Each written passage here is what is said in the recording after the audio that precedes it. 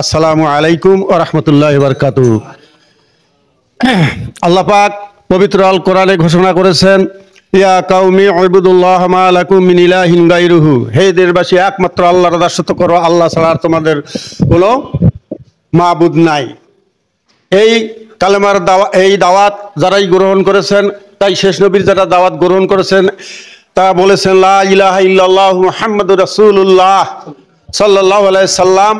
এই কালেমা পড়ে তারা ইসলামে প্রবেশ করেছেন। এই কালেমার দাওয়াত বাংলাদেশ জামাত ইসলামী যেভাবে দেয়, অন্য কোনো দল এভাবে দিতে পারে না। এই বাংলাদেশ জামাত ইসলামী এই কালেমা দাওয়াতের বিপ্লবী দাওয়াতকে নিম্ন তিনটি দফা আকারে পেশ করেছেন।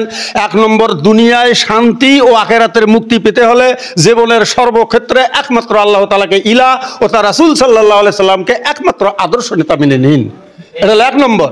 2 নম্বর, আপনি যদি সত্যিই তা মেনে নিয়ে থাকেন তাহলে আপনার বাস্তব জীবন থেকে ইসলামের বিপরীত চিন্তা, কাজ, অভ্যাস দূর করুন এবং আল্লাহ ও রাসূলের বিরুদ্ধে আর কারো আনুগত্য না করার সিদ্ধান্ত নিন।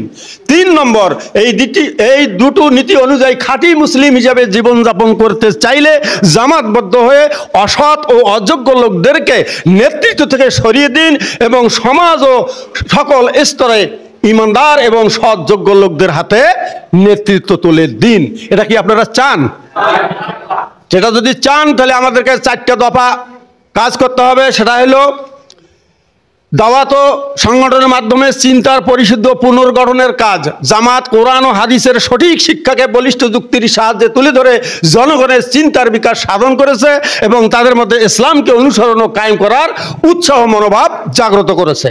2 নম্বর, প্রশিক্ষণের কাজ, অর্থাৎ ইসলাম কায়েমের সংগ্রামে আগ্রহী ব্যক্তিদেরকে সুসংগঠিত করে উপযুক্ত প্রশিক্ষণ দিয়ে ইসলামী বিপ্লব সাধনের যোগ্য করে গড়ে তুলেছে।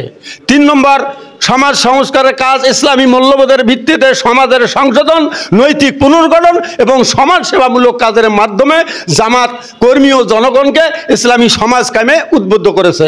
আর 4 নম্বর হচ্ছে শাসন ব্যবস্থার সকল স্তরে অযোগ্য অসৎ নেতৃত্বের বদলে সমাজ ও রাষ্ট্রের সকল স্তরে ইমানদার সৎ যোগ্য নেতৃত্ব কায়েমের জন্যই গণতান্ত্রিক পন্থায় চেষ্টা চালাচ্ছে। তাই সম্মানিত মুসলিমবৃন্দ, আপনারা সবাই আজকে নির্বাচনী এখানে আয়োজন চলছে, আপনারা সবাই বুঝে সুঝে ভালো লোককে ভোট দেবেন, এটাই আমার আকুল আবেদন। এই বলে আমার সংক্ষিপ্ত আলোচনা এখানে শেষ করছি। আখিরের দাওয়ানা আলহামদুলিল্লাহি রাব্বিল আলামিন। আসসালামু আলাইকুম ওয়া রাহমাতুল্লাহি ওয়া বারাকাতুহু।